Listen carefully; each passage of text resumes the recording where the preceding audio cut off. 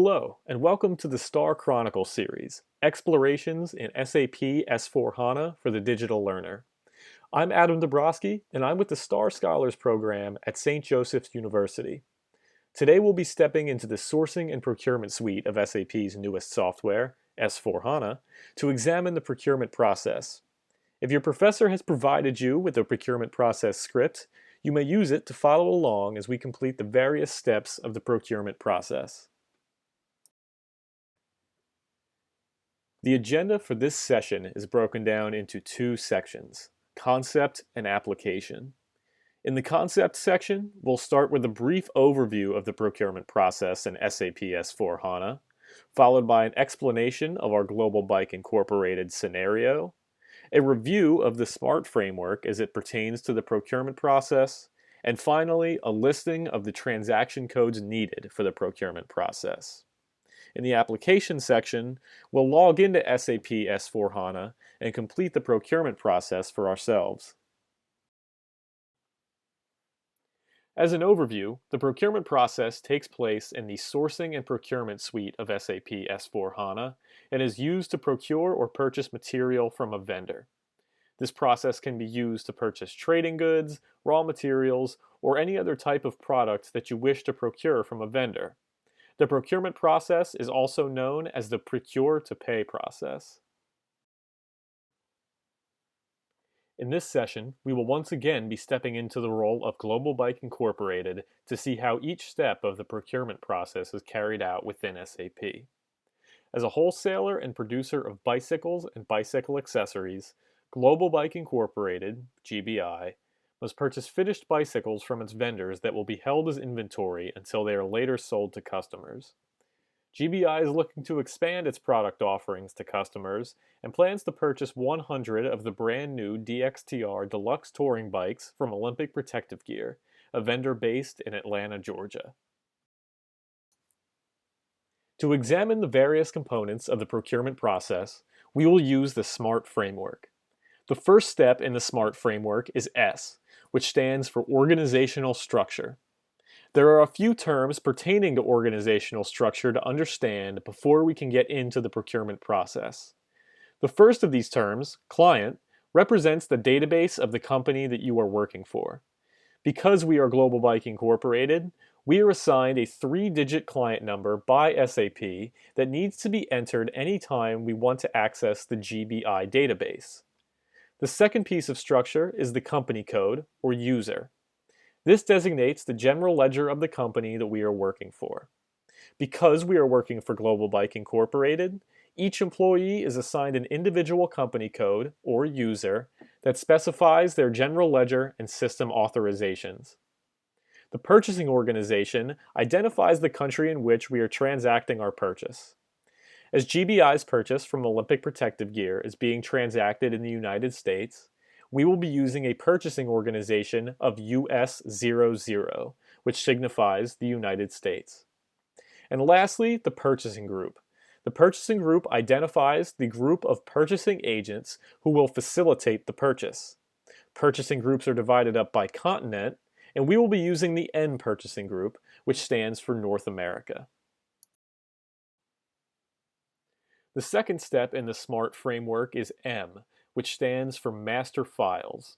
Master files are data entries within the SAP database that store information about things such as employees, businesses, and materials, just to name a few.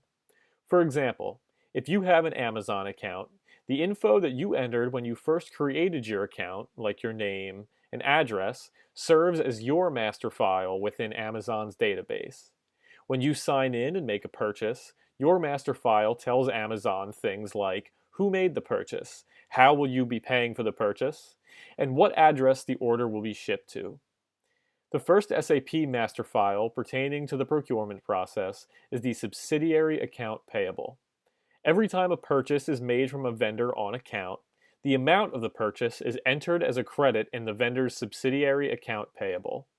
Each one of GBI's vendors has their own subsidiary account payable in GBI's chart of accounts. When the balances of each individual subsidiary account payable are added together, they equal the balance displayed in the company's consolidated accounts payable account. The vendor master file stores all permanent information about a firm that GBI purchases goods or services from. Because we're buying bikes from Olympic Protective Gear, the SAP system will be referencing the Olympic Protective Gear vendor master file. Lastly, the material master file stores all permanent information related to a material that is being purchased. Because we're buying DXTR Deluxe Touring Bikes, the SAP system will be referencing the DXTR Deluxe Touring Bike master file. Moving on to the A, or application process step of the SMART framework, we will now take a look at the application process of procurement. The first step in the procurement process is to create a document called a purchase requisition. A purchase requisition is a document that is created internally within a business to signal that more inventory or materials need to be purchased. The purchase requisition initiates the procurement process. In the case of GBI, when the manager in charge of our DXTR Deluxe Touring Bike inventory realizes that inventory is low, he will create a purchase requisition and send it internally to the purchasing manager. This document never leaves the internal operations of the company and informs the purchasing manager of the quantities and types of materials that need to be purchased, as well as which vendor the purchase is to be made from. After the purchase requisition comes the purchase order. Based on the information provided in the purchase requisition, the purchase order is a document that specifies information such as the quantities and types of materials to be ordered, the vendors who the order will be transacted with, and the payment terms of the order. The purchase order is not an internal document and forms a contract between the customer and the vendor once it is sent out and accepted by the vendor. Once the purchase requisition is received by GBI's purchasing manager, a purchase order is created that specifies that the company will procure 100 DXTR Deluxe Touring Bikes from Olympic Protective Gear at a unit price of $1,400. This purchase order will be sent out to Olympic Protective Gear and once accepted, forms a contract between the two companies. Next, a goods receipt is created once the shipment of purchased materials arrives at the customer's warehouse. Once the materials arrive, an entry is made that debits the inventory account and credits a suspense account titled the Goods Receipt Invoice Receipt, or GRIR account. This account is referred to as a suspense account because it holds the financial value of the purchase in suspense between the time that the purchased goods arrive at the warehouse and the time that the invoice is received by the customer. At this point, GBI has received all 100 DXTR Deluxe Touring Bikes from Olympic Protective Gear and has scanned them into the inventory of their Miami warehouse. However, the invoice to pay Olympic has not yet been received, so the amount of the purchase must be held in the GRIR account for now. The penultimate step in the procurement process is the invoice receipt. When the invoice receipt is received in the mail from the vendor, we can debit the GRIR account for the amount of the purchase and credit it to the subsidiary account payable of the vendor. At this point, GBI has received the invoice for 100 DXTR Deluxe Touring Bikes from Olympic Protective Gear, and now must take the balance of the purchase out of the GRIR account and move it into Olympic Protective Gear's subsidiary account payable. The final step of the procurement process is to pay off the vendor's invoice. Both full and partial payments of invoices are allowed, but depend on the payment terms agreed upon by the customer and the vendor. When paid off, the amount of the invoice payment will be removed from the subsidiary account payable. As GBI is paying for the full amount of the purchase from Olympic Protective Gear in cash, we will be entering the payment into the SAP system and trigger an automatic general ledger entry that will debit Olympic Protective Gear's subsidiary account payable and will also credit the cash account. The next step in the SMART framework is R, which stands for reports. One of the SAP software's greatest features is its robust reporting capability. Between the thousands of reports that SAP can generate based off of the data stored in its database, There are 4 specific reports that pertain to the procurement process. The first of these reports is the GRIR account balance report, displayed here in the top left-hand corner. By navigating into the Purchase Order History tab of the Display Purchase Order Transaction, we can view the entries made to the GRIR account throughout the procurement process. As is the case with most SAP reports, this report is dynamic in that it will change depending on which stage of the procurement process you are currently in. For example, after the goods receipt is entered into the SAP system, this report will only show one entry, the debit to the inventory account and credit to the GRIR account that has been entered due to the reception of the shipment in the warehouse. Once the invoice is received, the report will display an additional entry to show the debit to the GRIR account and the credit to the subsidiary account payable. Next, the vendor balance report, pictured in the top right-hand corner, allows us to see the current and historical balances of our subsidiary account payable. Once the invoice is received from Olympic Protective Gear, the credit to their subsidiary account payable will show up in this report. Once the invoice is paid off, the report will show a matching debit to signify that the invoice has been paid off. The purchase order display report, shown in the bottom left-hand corner, provides an array of details pertaining to a specific purchase order, such as purchase order status, the three-way match, price and quantity information, and so on. We will be using this report several times throughout the procurement process to check the status of our purchase order. Lastly, the three-way match, pictured in the bottom right-hand corner, is a report that can be accessed in the Status tab of the Display Purchase Order Transaction.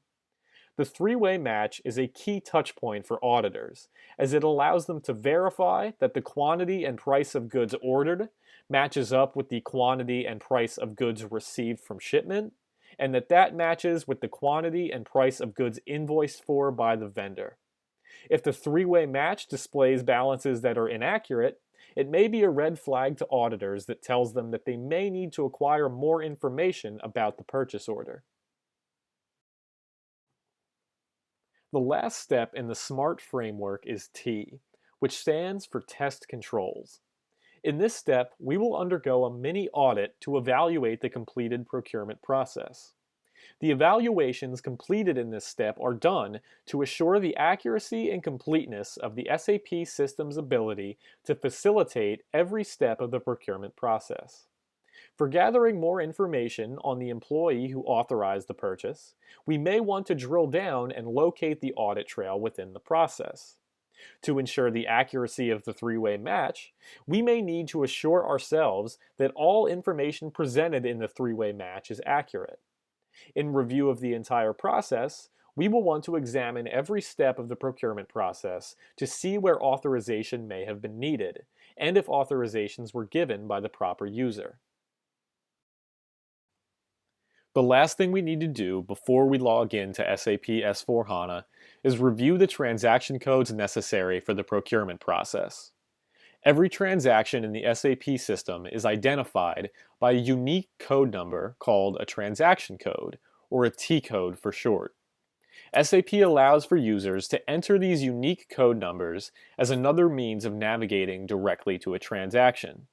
Essentially, T codes are shortcuts that we can use to access transactions or functions of the SAP system much more quickly.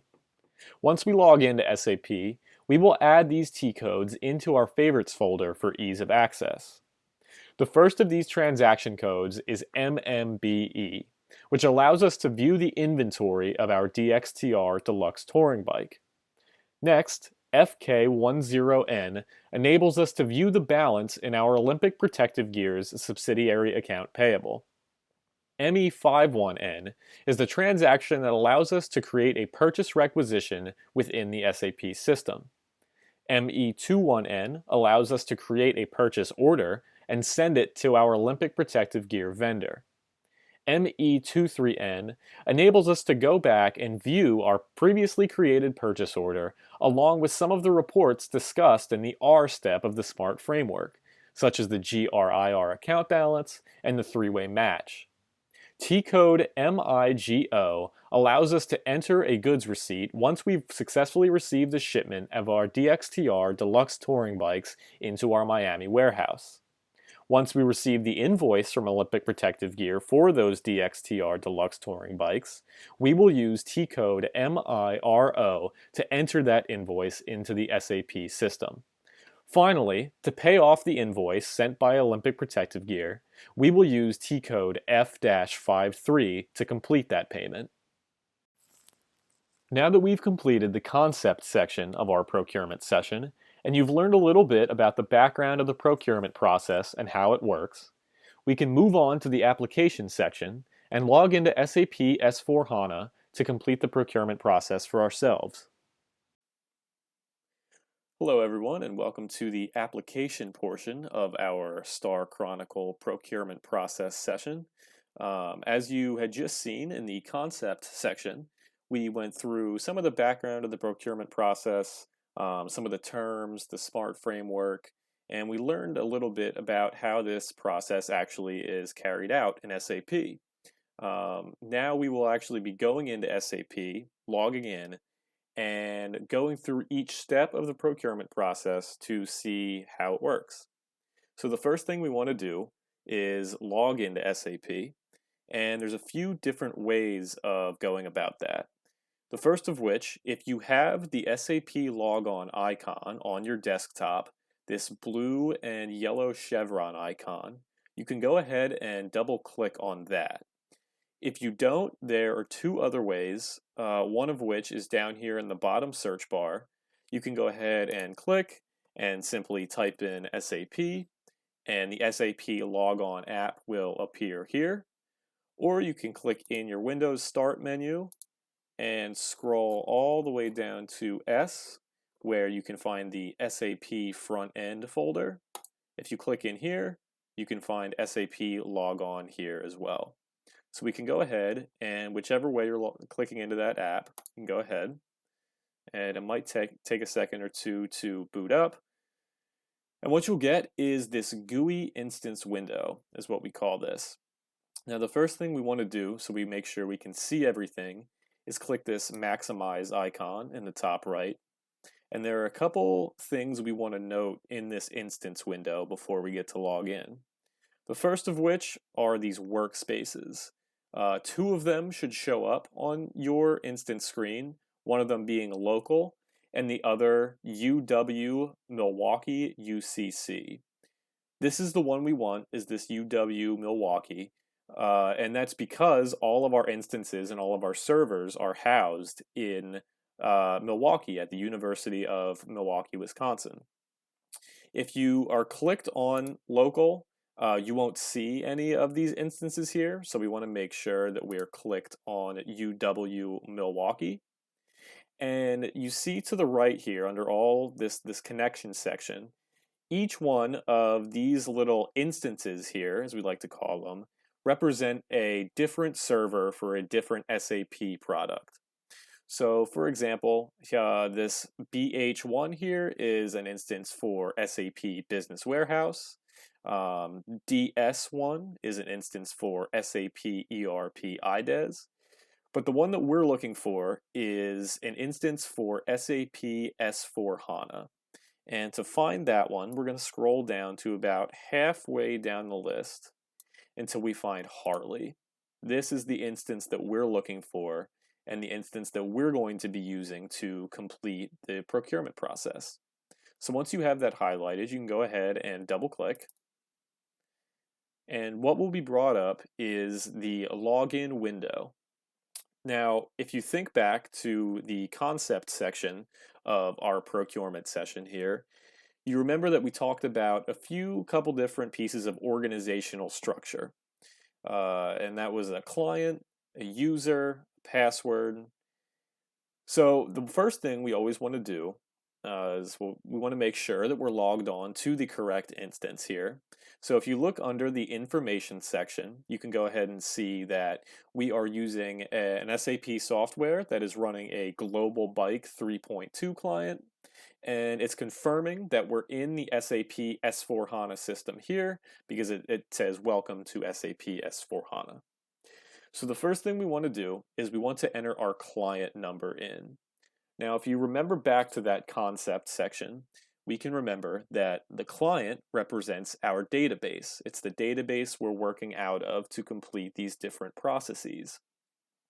So because we are GBI, Global Bike Incorporated, we have our own client within the SAP system. And the number for that may depend on, what date you're using the SAP software. Clients for GBI usually refresh every year, so you might want to check with your teacher, your professor, to make sure that the number that you will be entering is correct. But at the time of this recording, the correct client number for GBI is 502. So we can go ahead and type that into our client field above. So now that we have our client 502, we have our GBI database specified, now we can log in using our specific username. So the user is synonymous with the company code in that it represents the user that is logging into the system. It specifies the authentications that the user has and what their name is and some of that personal information, which could come into use with auditors down the road or things like that. So the user information, again, with the client, it may depend, depending on what time you're accessing the SAP server, what date. But for our purposes, the username for us is learn dash and then a 3-digit identifier number. Now that 3-digit identifier number is what specifies your profile, your user within SAP. You're going to want to make sure that you remember this 3-digit identifier because it comes in handy certain points throughout this process to authenticate that it is you using the software. So we're going to log in as user 089. So we can go ahead and type 089 in. And then the password is always, in our case, star all lowercase, and then that 3-digit identifier. So again, this may depend on your class or where in the world you're using this SAP software. But for our purposes at St. Joe's through the STAR program, it is star and then that 3-digit identifier number. So now that we have our client, our user, and our password structure all plugged in, so we're going to be able to tell the SAP system what database we want to use, who we're logging in as, and just kind of another form of authentication just to make sure that it's actually us accessing our user. So we can go ahead and hit the Enter key on our keyboard. And the SAP system will prompt you with just a little message here that confirms that you're logging into this SAP S/4HANA session using the Global Bike 3.2 client. So we can go ahead and click the little green check mark icon to proceed through the message. And here we are at SAP Standard Menu.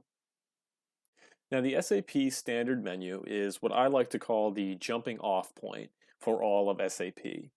Via these different nodes over here, these different folders, you can access all of the different transactions throughout the SAP system. Many of them that we use come in the form of this accounting node in financial accounting, controlling, and so on, as well as logistics, which handles materials management in terms of production. You also have the procurement, which acts a lot out of materials management, sales and distribution, and so forth. But as I had mentioned in the concept section, the way that we want to navigate to save us a lot of time is by way of transaction codes. And T codes are those things that we talked about that allow you to take shortcuts to the exact transactions that you're looking for within the system. Now, before we get into the actual process, we're going to want to insert all of those T codes of the procurement process into our favorites folder up top in the standard menu so that we can quickly just go through one and then the other and write down the line through the process. So the first thing we want to do to make sure the T codes are enabled in our SAP system is we want to go up top on the menu bar to More, and the drop down into Extras, and then over down into Settings. Now in the Settings menu, you'll see four different options. The one that we want to make sure is selected in order to enable T-codes in the system is this fourth one down in the list that says Display Technical Names. So we can go ahead and check the box on the left with Display Technical Names to select it. And then on the bottom bar, we can just click the green check mark. And now T-codes are enabled within the system. Now that we have transaction codes enabled within the SAP system, we can go through and add each of the different procurement process T-codes into our favorites folder so we can access them easily from the standard menu. The way we do this, if we go up to More, once again on the top menu bar, and drop that down to Favorites, and then from the Favorites menu, we can drop down to Insert Transaction. So we click on this, and the first transaction code that we want to enter is the one to check the stock of our DXTR Deluxe Touring Bikes, and that T code is MMBE. So once we have that entered, we can go ahead and in the bottom right-hand corner of the screen, we can click the Continue button, and it'll bring it right up top to our MMB stock overview under our favorites folder.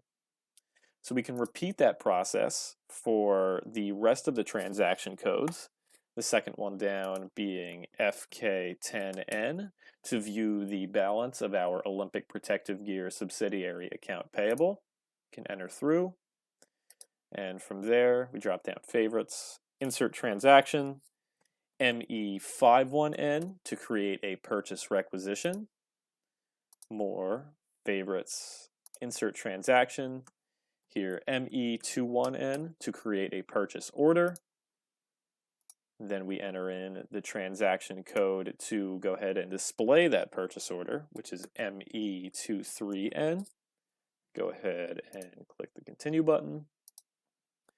Once more, favorites, insert transaction to T-code MIGO to enable to scan that goods receipt into our warehouse.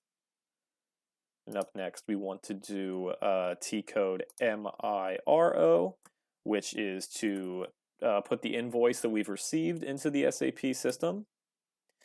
And then lastly, we want to enter the T-code that allows us to pay off our vendor, which is F-53. Good. So now that we have all of our T-codes entered into our favorites folder, you can see that they're over here in at the left in order by the way that we're going to use them. So obviously we start with checking our stock, checking our vendor balance display, and then we go down the process of creating the purchase requisition, order, and so forth. Now, if you recall from the concepts section, the first step of the procurement process is to create a purchase requisition. If you remember, a purchase requisition is an internal document created by an inventory manager when they realize that the inventory of a certain good or material is too low. Now, before we go through and create a new purchase requisition for our DXTR Deluxe Touring Bike, we want to check the stock and make sure that the levels are low enough to warrant the creation of a new purchase requisition. So the way we check the stock is to access our MMBE T code, which is the first in our line of favorites over here. So if we double click, we can enter into the basic SAP data entry screen for the stock overview. Similar to other basic data entry screens found throughout the SAP system, the entry screen for our stock overview transaction prompts us to input a few key pieces of organizational structure in order to generate the report that we want to view. Now, because we want to view an inventory report that shows us the stock of our DXTR Deluxe Touring Bike material, which is stored in the trading goods section of our Miami plant, we need to input three key pieces of structure: material, plant, and storage location. So the first of these is material. So if we click in the material field, we need to input the identifier for our DXTR Deluxe Touring Bike.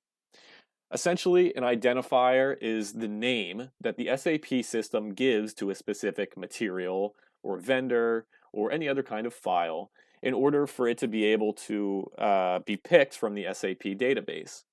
So when we put in the DXTR Deluxe Touring Bike identifier, that tells the SAP database that we want to bring up the information only about that bike. So if we type in the identifier once we click in this material field, we can go ahead and type in the identifier for the DXTR Deluxe Touring Bike, which is DXTR, and then a series of numbers, which is 11, and then your 3-digit identifier number. Now, it is key to keep in mind here that even though I am using 11089, that's only because the identifier, the user that I'm logged into the system with, is 089. Anytime that we go through this process and we want to view inventory or we want to reference the DXTR Deluxe Touring Bike, please make sure that you're entering your 3-digit identifier in the place of mine. So for example, if you are 3-digit identifier 075, your DXTR identifier will be DXTR11075. So another key thing to mention here is that when you type in your complete identifier, an auto-populated menu of options will appear beneath the field.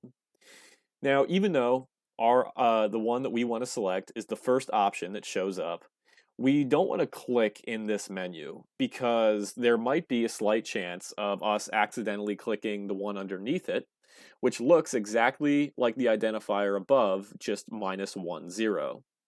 So anytime we type something in a field, we want to make sure that we don't click in the auto-populated menu, that we just click out to the side. So once we have the identifier in for our material, we next want to specify in which plant do we want to check the inventory of our DXTR Deluxe Touring Bike. Now, because all of these bikes are stored in our Miami plant, we need to click in the plant field and type in the identifier of our Miami plant, which is simply MI00. And as you can see, that's confirmed within the system because our auto-populated menu pops up. So just as with the material, we click out. And now the last thing we need to enter here is the storage location. What the storage location is basically a way of drilling down within the plant to specify where exactly this material is stored. Our DXTR Deluxe Touring Bike is classified as a trading good, and thusly, it is stored in the trading goods storage location of our Miami plant. So if we click in the field next to storage location, and we need to type in the identifier of our trading goods section, which is TG00, TG for trading goods. And just as before, we can tell that that is the correct option because it shows up in the auto-populated menu, but we click out. And now once we have our 3 key pieces of structure, we have our DXTR Deluxe Touring Bike material, we have it specified that we want to view the inventory in the Miami plant, and even more specifically, we want to view the inventory in the trading goods section of the Miami plant. So we can navigate down to the bottom right-hand corner of the screen and to the execute icon, and we can go ahead and click that icon to generate the inventory report. So now that we're in the inventory report, there are a few key things to take note of. The first of which can be found under the selection section up top. And all of this information is showing you the specifics of what information this report is showing. And all of this stems from the information we plugged in the data entry screen for our stock overview report. So we can tell that we're viewing an inventory report for our DXTR Deluxe Touring Bike material. We can tell that the material type of the bike is a trading good, hence why it's stored in the trading goods section of our Miami plant. And the unit of measure for our bikes is EA, which stands for each. And all that means is that the SAP system is measuring how many bicycles we have in inventory based off of each individual bicycle. So the main feature of our stock overview or our inventory report is down here under the stock overview section. Now, if you look on the rows and columns shown, they present different information broken down by different levels. So over here on the rows, we can see that this full row will show us how much inventory we have in general, but underneath it is a row that shows a Global Bike Inc. level. Now, if you remember from the concepts section, the company code, this US00 is our company code. So that just specifies the exact ledger that we're working out of to check this inventory. So if we go over and look at the different columns, there are two that we need to keep in mind. The first of which is the unrestricted use column. Now, the value that this column shows just means how much of a material do you have in inventory that is ready to be sold to customers.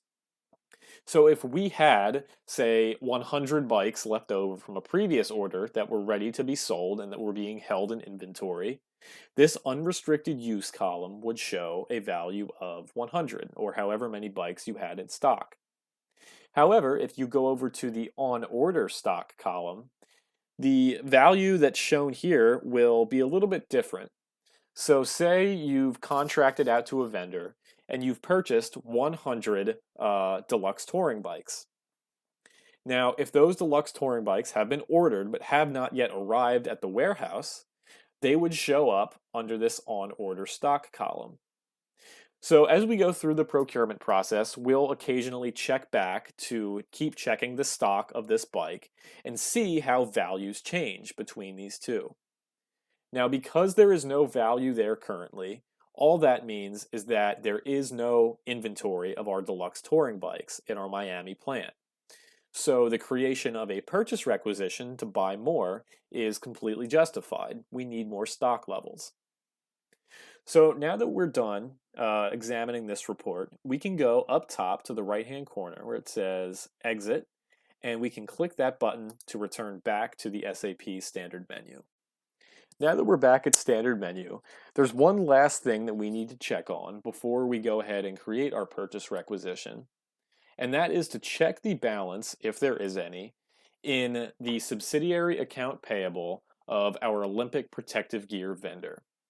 The reason why we want to check this is we just want to make sure that we don't have any purchases from them that haven't been paid off yet before we go ahead and contract another one with them. So if we navigate to our second T-code favorite, our FK10N, we can double click. And now we're brought to a less intimidating data entry screen. Now that we're in the data entry screen for the vendor balance display report, there are only three key pieces of structure that we need to enter in order to view the balance of our vendor in their subsidiary account payable. The first of these structural pieces of information is the vendor. So if we click in the vendor field, this is where we would need to enter the identifier for a specific vendor. In this case, your Olympic protective gear. Now, if you don't know the Olympic protective gear vendor identifier off the top of your head, you can click in this field, and then a magnifying glass search icon will appear. If we click in there, a new window will pop up that allows us to search the SAP database using different criteria. So the tab that we want to be in is Suppliers General. If it populates to another tab, all you have to do is click in this three-dot icon and select Suppliers General from the drop-down menu. Now, the fields presented in this search window are a bit deceiving. You don't need to enter information to each one of these fields in order to browse the SAP database for the item you're looking for. Fortunately, you only need one. And in our case, the only field that we need to enter in is the search term. Now, throughout the SAP system, the search term is synonymous with your three-digit identifier. So because I'm logged in as identifier 089, that's the search term that I would use. But in this search term field is where you can insert your three-digit identifier. So if we go ahead and type in 089, and we just go ahead down to the bottom and click this Start Search icon, it's going to browse the entire ledger for only vendors that have your specific 3-digit identifier in them. So just a quick review, GBI operates in Germany and the United States. So as you can see here, this entire list of vendors that is being pulled up shows all the different vendors or suppliers that we contract with throughout both of those countries. But because we're looking for Olympic protective gear, which is based out of Atlanta, Georgia, we just need to scroll down a little bit towards the bottom until we locate Olympic protective gear right here. Now, the one thing you'll want to make sure to make note of is the vendor identifier, so you don't forget it in the future. That vendor identifier can be found under the vendor column next to Olympic protective gear. So as you can see, the identifier is 101 and then your 3-digit identifier. So for me, it's 101089.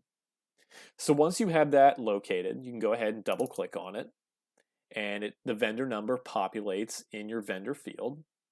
So if we move on next to the company code to specify the ledger we want to work out of, our company code is US00, and that's the same for everyone because we're working out of a consolidated ledger.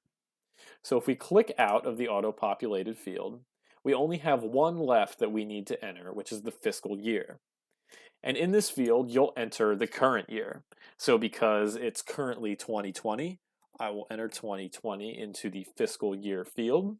And now once all 3 of our fields are filled out, you can navigate to the execute icon in the bottom right-hand corner of the screen and click it to generate our vendor balance display report. Now, what you might see pop up is an information window that reads off no data was read for the current fiscal year.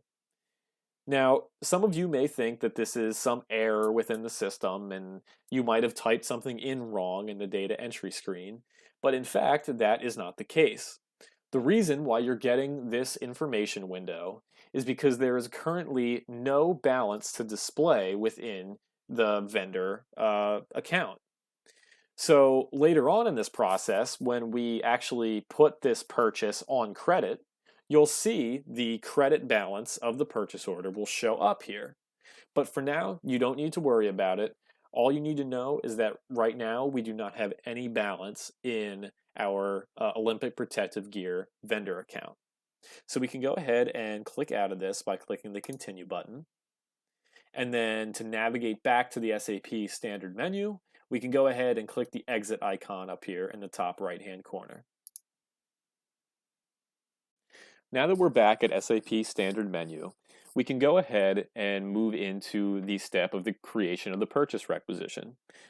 We've gone through and approved the necessary criteria, which was we checked the inventory of our DXTR Deluxe Touring Bike just to make sure that it was low enough to justify buying more, which it was. We saw that there was a 0 stock level, so we do actually need to go through and procure more of these bicycles.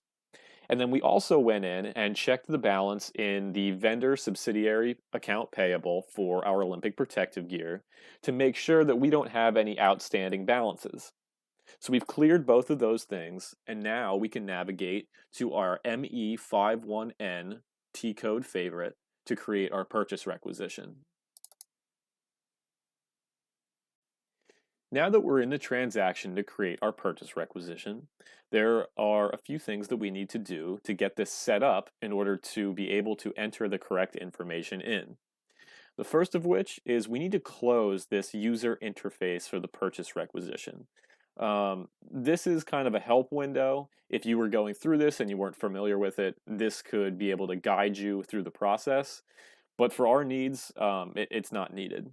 So if you navigate over and you see this close icon, you can go ahead and click that to just expand the main purchase requisition menu. And we want to make sure that the field next to the shopping cart icon has purchase requisition pre-populated. It should. If it doesn't, you can go ahead and click this drop-down arrow and make sure that purchase requisition is selected.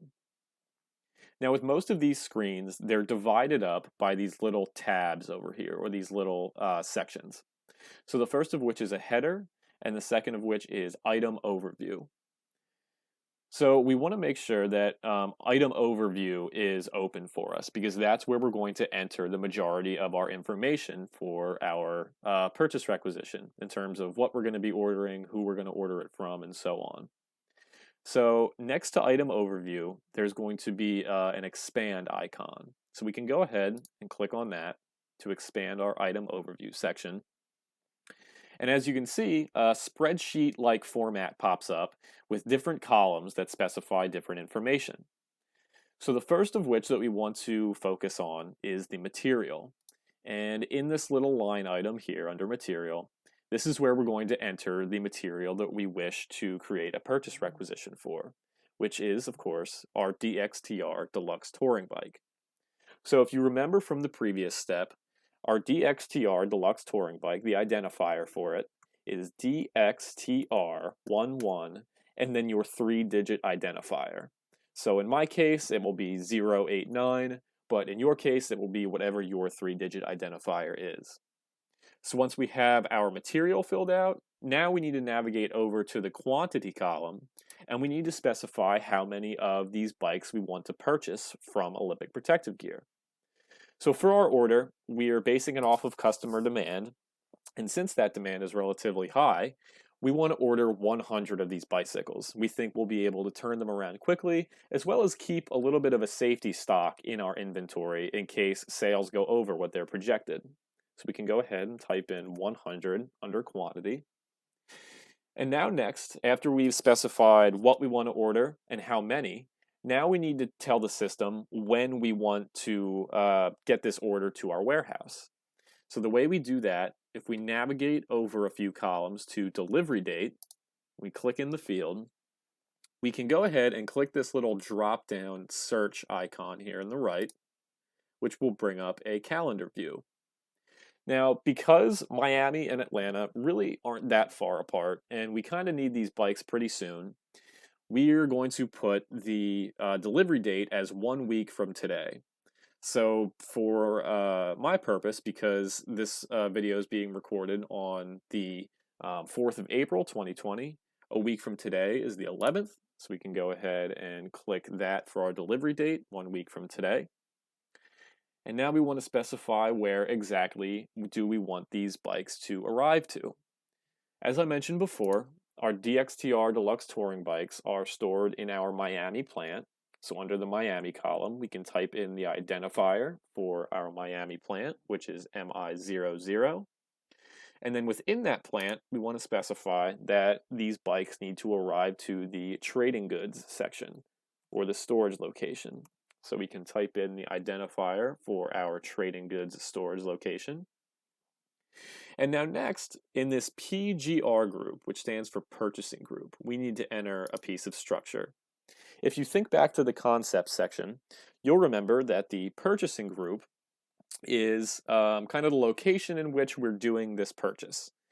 And obviously, we're in North America. You know, Miami and Atlanta are both cities in the United States and North America.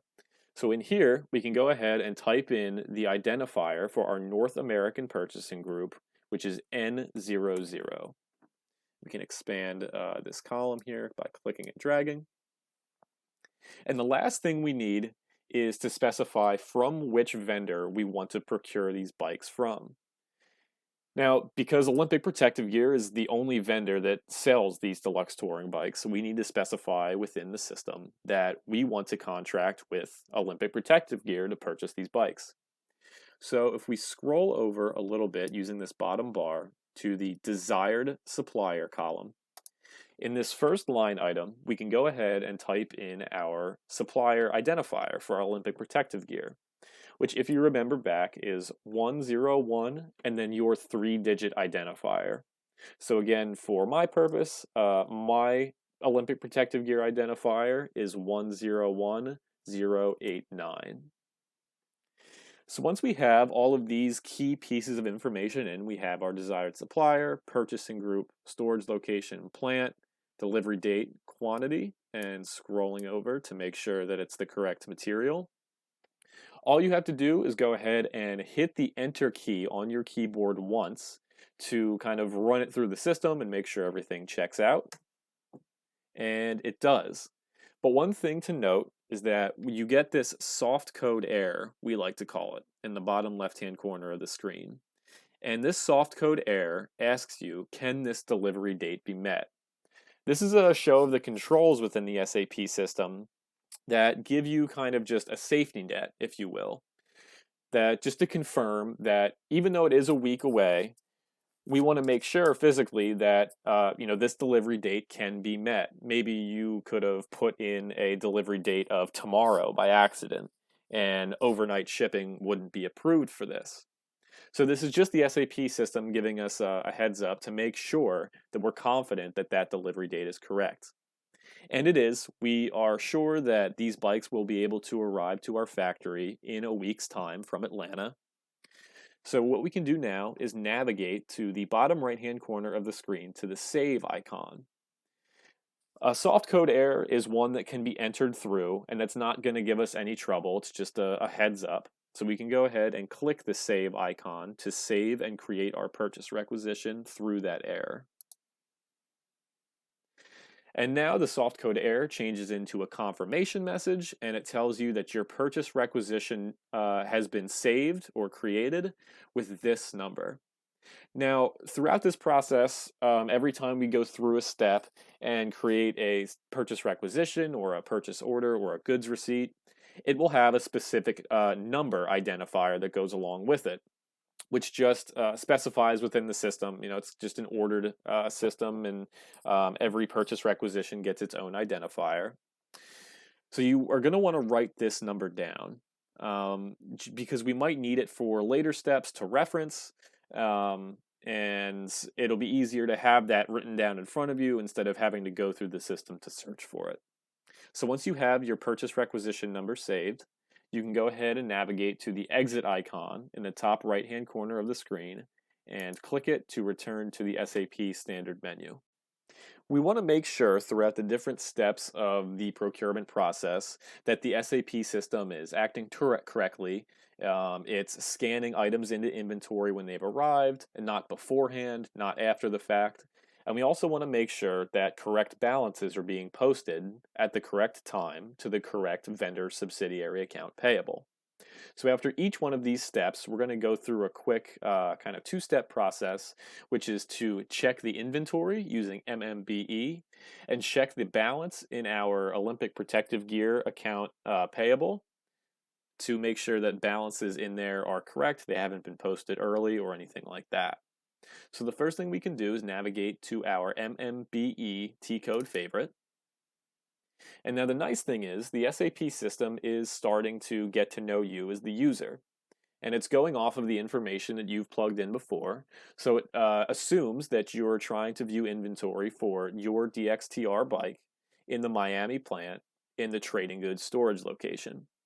So now that this information is pre-populated, we can go ahead down to the execute icon in the bottom right-hand corner of the screen and click it. And we can still see that because even though we've created the purchase requisition, there has been no physical receipt of goods into our warehouse, and thusly we will not have any stock yet. That will come later in the goods receipt step, but for now they have not arrived at our warehouse, so we don't have any stock. So after we check, we can navigate back up to the exit icon to return to SAP standard menu. Now that we've checked up on the inventory of our deluxe touring bike, we want to go ahead and check the balance, if there is any, in our Olympic Protective Gear subsidiary account payable. If you remember, the purchase requisition that we created is an internal document, meaning that at this point there has been no contact with the outside Olympic Protective Gear vendor. And thusly, there should be no balances posted to their subsidiary account payable. So in order to make sure that this is the case, we navigate over to our FK10N T-code, and we can double click. And we have to enter those same three pieces of structure as before. So first we enter the identifier for our vendor, which is 101, and then your 3-digit identifier. Next, we want to specify our general ledger and our company code. So we type in the identifier of US00. And lastly, we want to enter in the current fiscal year, which in this case is 2020. Now that we have our structure plugged in, we can go ahead down to the execute icon in the bottom right-hand corner of the screen and click on it to generate our report. So just as before, we get the same message that says no data has been read for the current fiscal year, which is exactly what we're looking for. Nothing should have been posted to the subsidiary account payable at this point because the vendor has not yet been contacted. So we're getting a good confirmation message here. So to close out of this, we can go ahead and click the green check mark and then the exit icon to return to the SAP standard menu.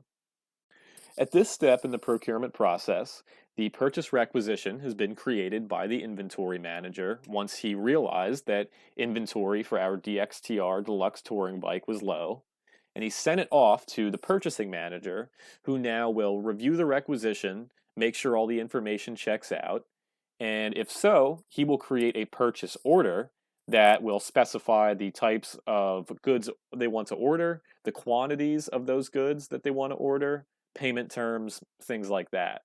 And once that purchase order is created, remember that is not an internal document, it will get sent out to our Olympic protective gear vendor for them to complete the purchase. So we navigate over to the ME21N Create Purchase Order T-code favorite, and we enter in to get to the Create Purchase Order Transaction screen. Once in the Create Purchase Order Transaction screen, you'll notice that it looks very similar to the Create Purchase Requisition transaction. It still has the shopping cart icon in the top left, and to the right of that is the order type field. And it still operates off of the 3-section system here. So we have our header section, our item overview section, and then our detail section at the bottom. So the first thing we want to do is we want to make sure that this transaction or this order is set up as a standard purchase order. This should be the defaulted option up here in the order type field, but if it isn't, you can go ahead and click the arrow to open the drop-down menu, and then select standard PO for purchase order from the drop-down. So now that we have our standard purchase order selected, we need to go over and specify the vendor who we want to contract this purchase with. So because we're buying from Olympic Protective Gear, we can click into our vendor field and enter the identifier for our Olympic Protective Gear, which is 101, and then our 3-digit identifier, 089. Now that we have this entered, we need to enter some information in the header section. So if we navigate over to the expand icon and click on that to expand the section, it prompts us to enter 3 pieces of structure: the purchasing organization, the purchasing group, and the company code. So if you think back to the concept section, you'll remember that the purchasing organization is the group of agents who will be facilitating our purchase. So if we click in the organization field, we'll need to enter the identifier for our GBI purchasing agents. Because we're doing business in GBI in the United States, our identifier for our purchasing organization will actually be the same as our company code. So we can enter in our identifier, which is US00, and you can tell that that is registered in the SAP system as GBI United States. It pops up in the auto-populated menu, so we can click out. Now the next thing is the purchasing group. And from the concept section, you'll remember that the purchasing group is the continent or the country in which that this purchase is being facilitated. Because we are facilitating this purchase in the United States, the purchasing group will be N for North America. So we can go ahead and type in N00, and the SAP system will display from the auto-populated menu that is the correct identifier. So we can click out. And the last thing to specify the ledger we're operating in is to enter in our company code. And we're in the United States, so our identifier for our company code is US00. So we can click out once that auto-populated menu appears. And now we can start to enter the specifics of this purchase order. So if we open the item overview tab here, you'll see a lot of the same fields from before in the purchase requisition field section appear. So instead of typing in all of this information again, we can actually copy over and ride off of the tails of our purchase requisition. So if we go up top to the menu bar and find our Document Overview On icon, we can go ahead and open this up, and this small window to the left will appear that can show you a couple different previous purchase requisitions, orders, or other forms of documents. So to the far left, we'll see a little tree icon, which says Selection Variant.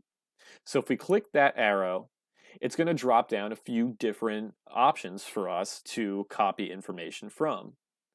So if we scroll all the way down to the bottom, we want to copy information from our purchase requisition. So we can select the My Purchase Requisitions option, and you'll see that the purchase requisition we created in the last step appears here up top. So we can select this purchase requisition by clicking in the checkbox icon to check that off. And then if we go up top to the menu bar here, we're going to see a little paper icon that says Adopt. So we can go ahead and click on Adopt. And it will pre-populate a lot of the information from our purchase requisition. Now, if you look down here at the bottom, we're getting a hard code error, which will not let us proceed to the next step without solving it, that says the net price of this purchase order must be greater than 0. The one thing we didn't enter in our purchase requisition is how much we're planning on paying for each of these bikes. And we enter that in this step of the purchase order. So if you look up, this pricing elements section appeared after we selected our purchase requisition, and you'll see a little red icon next to the gross price row. So under the amount column here is where we'll enter in how much we're going to pay Olympic Protective Gear for each of these bikes. And you can see up top here, the quantity is we're ordering 100 total, and the currency is USD. So this is within the United States transaction, so there's no need to have any foreign currency involved. So in the amount column, we've discussed with Olympic Protective Gear, and they've agreed to sell these bikes to us at $1,400 a bike. So in here, we can go ahead and type in our price of $1,400. And to register that within the SAP system, we can go ahead and simply hit the enter icon or the enter key on our keyboard, and that will clear everything through.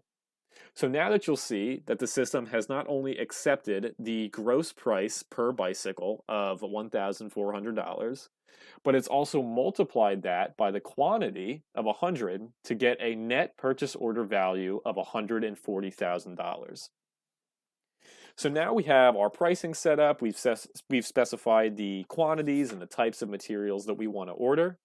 The controls within the SAP system are once again prompting us with this soft code error that is just making sure that the delivery date within 1 week can be met. So we've cleared this before, we're positive that the delivery date for these bicycles within a week can be met. So we can go over to the save icon here to save our purchase order. We have all of our information entered correctly. And it will successfully create our purchase order with a specific identifier number. Now, just with the purchase requisition, just like it, you're going to want to write this number down because it will be very handy to have on the paper next to you as we proceed through the next steps, instead of having to go through the SAP system and search for it. So once you have the number written down, we can navigate back to our SAP standard menu by clicking the exit icon in the top right-hand corner. And now we're back at standard menu once again. Now that our purchase order has been successfully created and sent off to Olympic Protective Gear, we want to go through again and check the inventory of our DXTR Deluxe Touring Bike, as well as the balance in our Olympic Protective Gear's subsidiary account payable.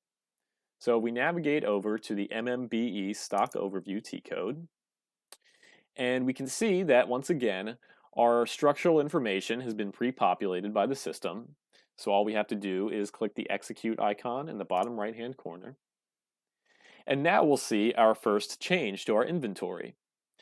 So there have been a couple more rows that have been added. So in addition to just the US section of Global Bike Incorporated, we now have it broken down even further by our Miami plant and our trading goods section within our Miami plant. So if we look at unrestricted use, we can go ahead and see that there are still no physical bikes in inventory. So we don't have any to be able to sell to customers yet. However, if you look at the on order stock column, you can see that the quantity of the purchase order we just sent of 100 bikes shows up. So what this tells us is that we have successfully put an order in for 100 DXTR Deluxe Touring bikes, and they're in process of being shipped out to our warehouse by our vendor, by Olympic Protective Gear. Once we receive that order later on in the process, you'll see that this 100 from on order stock will get transferred over to unrestricted use. So once we see that small little update, we can navigate back to standard menu by clicking the exit icon in the top right-hand corner. Just as we did after we created the purchase requisition, we now want to check the subsidiary account payable balance of our Olympic Protective Gear vendor to make sure that nothing has been posted yet. At this step, no accounting entries have happened, and thusly there should be a zero balance in our Olympic Protective Gear subsidiary account payable. So we navigate over to our FK10N T code and enter in. And this time around, the structural information should be auto-populated in. And this is a sign that the SAP system is getting to know you and your history a little bit more. If this isn't pre-populated, you'll have to enter it again, and it's as simple as entering in that Olympic Protective Gear identifier, your company code, and your fiscal year. Once this information is plugged in, we can go ahead down to the execute icon in the bottom right-hand corner and click on it to generate our balance report. And once again, we get the information window that tells us that no data has been read for the current fiscal year. This is good, and it's what we want to see. As I had noted on before, at this point in the process, there have been no accounting entries, whether to a cash account, an inventory account, or a subsidiary account payable. So this is telling us exactly what we want to see, which is there should be a zero balance in our Olympic Protective Gear's subsidiary account payable. So to navigate back to standard menu, we can go ahead and close out of this window and then click the exit icon. The one last component we want to add to this process is to check up on the three-way match of our purchase order. Now, as noted in the concept section, the three-way match is an audit concept that allows you to go in to look at any given purchase order and make sure that the quantity and amount of goods that you've ordered matches the quantity and amount of goods that you will receive from shipment, and that equals or matches the quantity and amount of goods invoiced for by the vendor. So if we go on to our next T code here, which is to display our purchase order, ME23N, we can double click in there, and this will bring up our purchase order from before. If it's not, you could actually bring down this selection variant here, and you could bring up My Purchase Orders, and then yours will show up, and you could double click on it, and it will appear. But 9 times out of 10, the standard purchase order that you created in the last step will be auto-populated. So we can close this document overview window by clicking the document overview off icon. And now we can navigate to the status tab. And the way we do that is we need to scroll up and close our detail tab here by clicking the collapse icon. And now we're up at the top and we see that the header section is closed.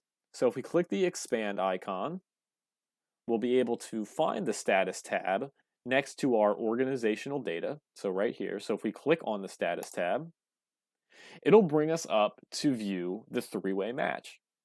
So as you can see, the three-way match is broken down by a few different categories, which is ordered, delivered, still to deliver, and invoiced.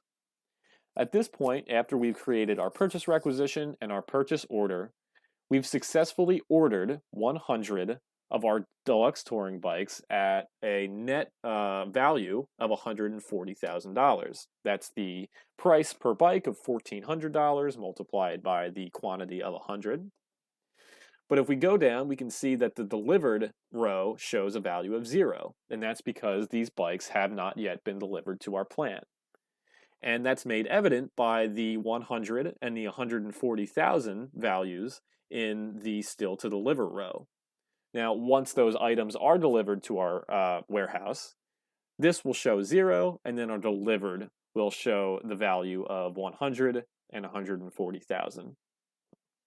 So just as the vendor balance and the inventory of our bike, this is another thing that we're going to come back to several points throughout this process to see how it changes. So take note of where this is now, and then once we return after the next step, you'll see that some of these figures change around a little bit. So we can go back to SAP Standard Menu by clicking our exit icon in the top right-hand corner. And now we're back to move on to the next step. The next step in the procurement process is to receive the goods, the DXTR Deluxe Touring Bikes that we ordered from Olympic Protective Gear into our warehouse. So they've been shipped out by Olympic Protective Gear, and today is when they've arrived at our Miami warehouse, and we need to scan them into our inventory. So to do that, we go to our next T-code favorite, which is MIGO for the goods movement. We can double click. And now we're brought into a screen that looks very similar to our Create Purchase Order screen. So what we want to do here is first, we can click this little X icon to hide the overview, or you can click the Hide Overview icon located on the top menu bar. And now we have a bigger display of our goods receipt screen. So just as before, you can see that the types of transactions are up here in the left-hand corner. So this is a goods receipt.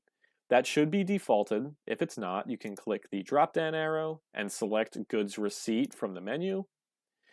And this is a step that you need to enter your number of your purchase order from the previous step. So we see that our purchase order is selected here in the field. If it's not, just like goods receipt, we can drop down the menu and select purchase order.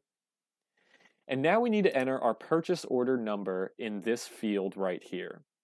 So if you have it written down, you can go ahead and type it in, but I'm going to show you a way to find it within the SAP system if you, for some reason, didn't write it down.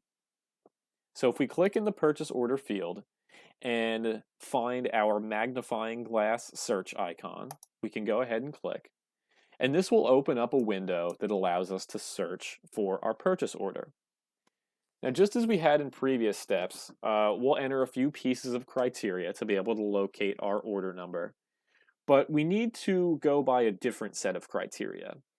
Your window may default into Purchasing Documents per Asset, but we need to be in a tab called Purchasing Documents per Supplier. So if you go over to the right-hand side and find your three-dot icon, it will open up the menu of all the different criteria.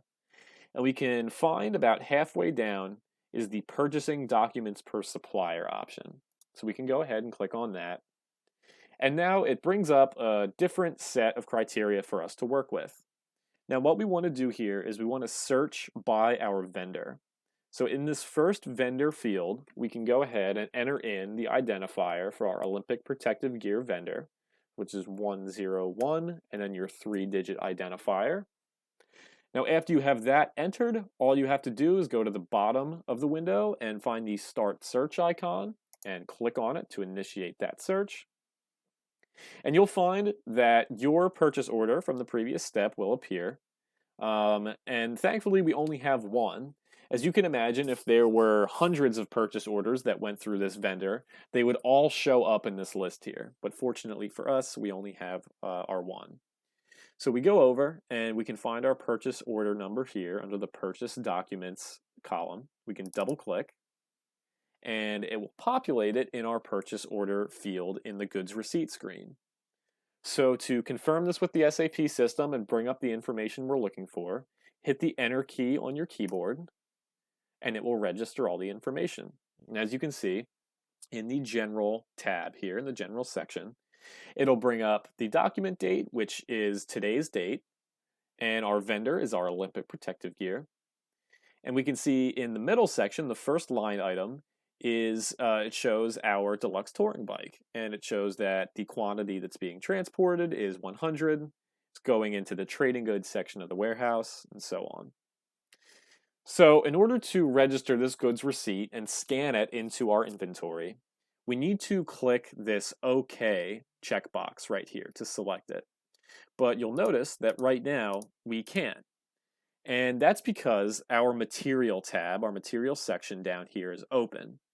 So if you scroll down and find the collapse icon, you just have to click it once to close that section. And you'll notice that the OK checkbox has now opened up for us to click in.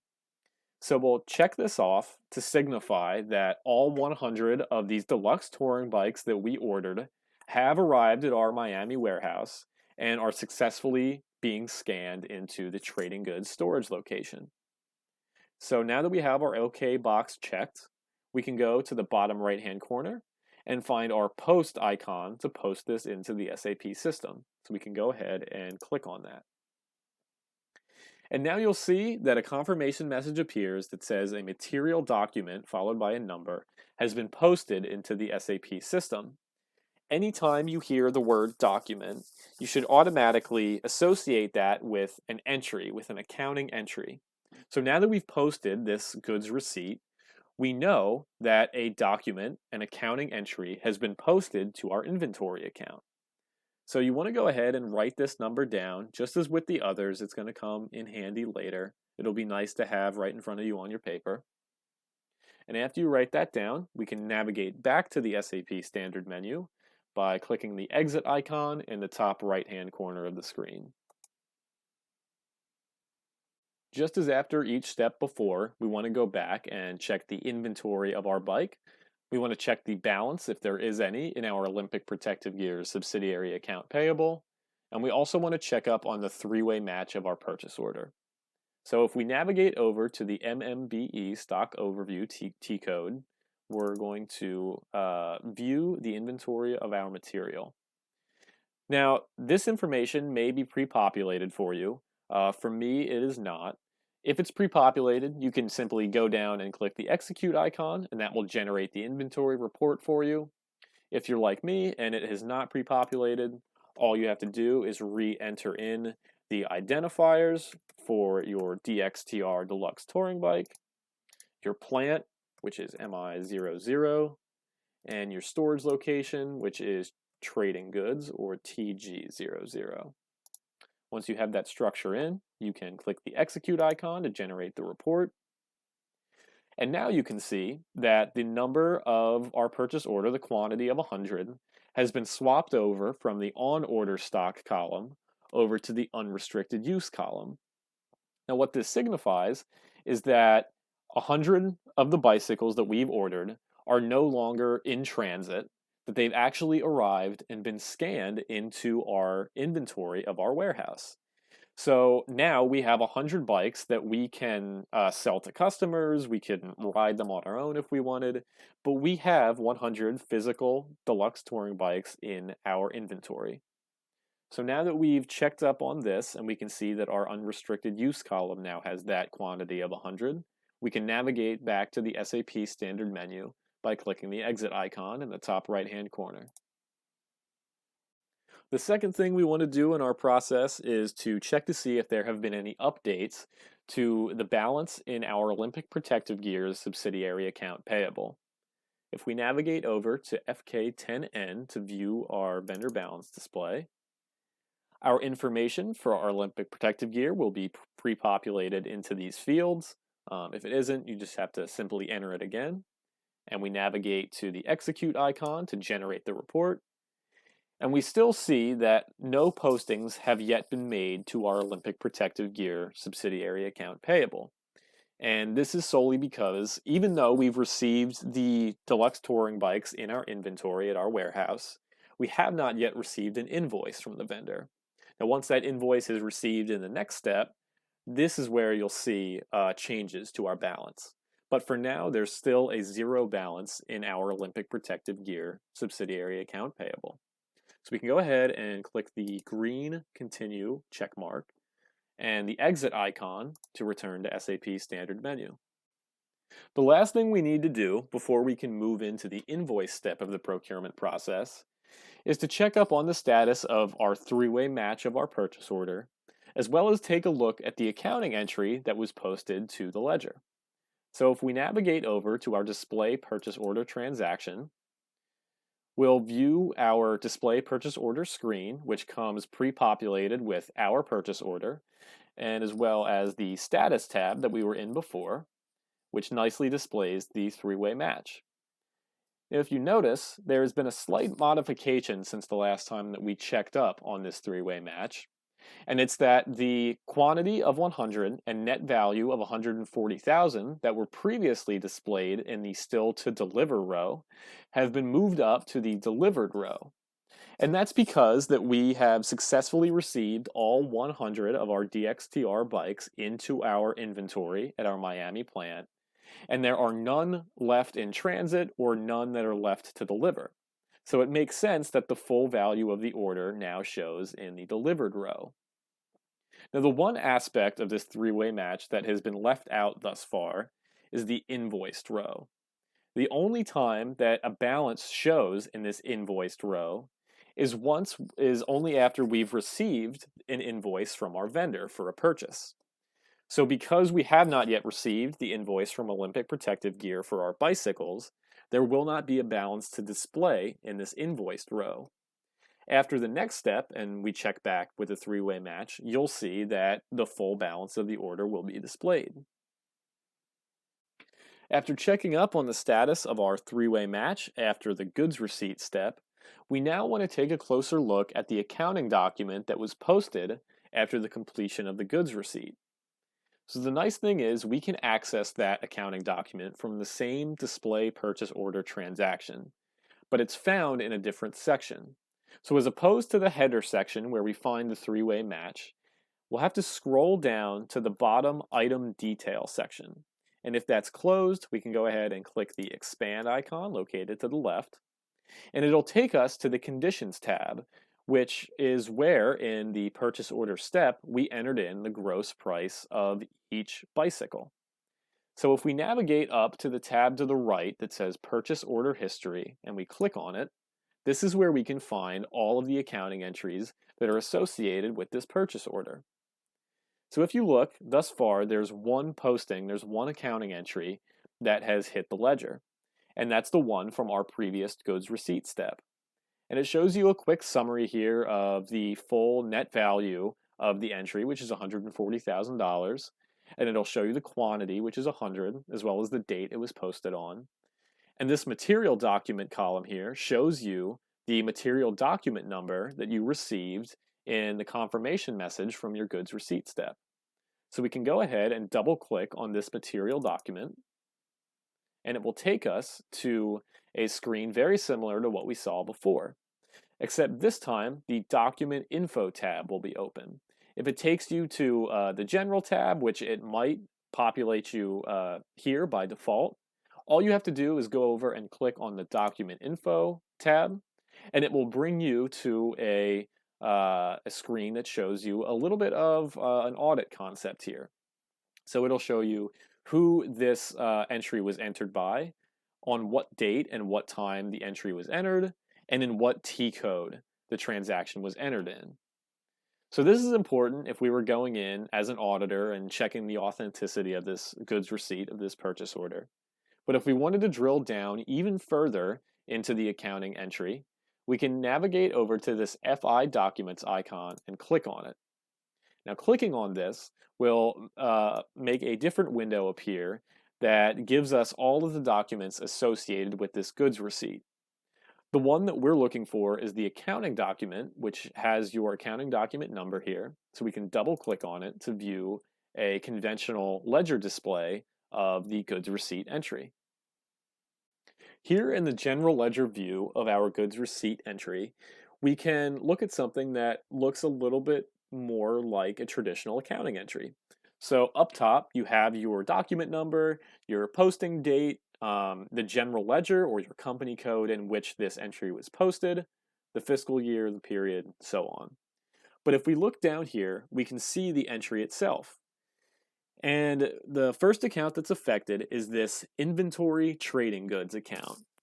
And this makes sense because in the goods receipt step of the procurement process, we scanned the full order of our DXTR Deluxe Touring bikes into the inventory at our Miami plant, more specifically into the trading goods section. So it's natural to assume that the inventory trading goods account, which its account number is 200, will see a debit or an increase for the full amount of the goods receipt, which is $140,000. Now, conversely to this was a credit entry of $140,000 made to account number 310000 or the GRIR account.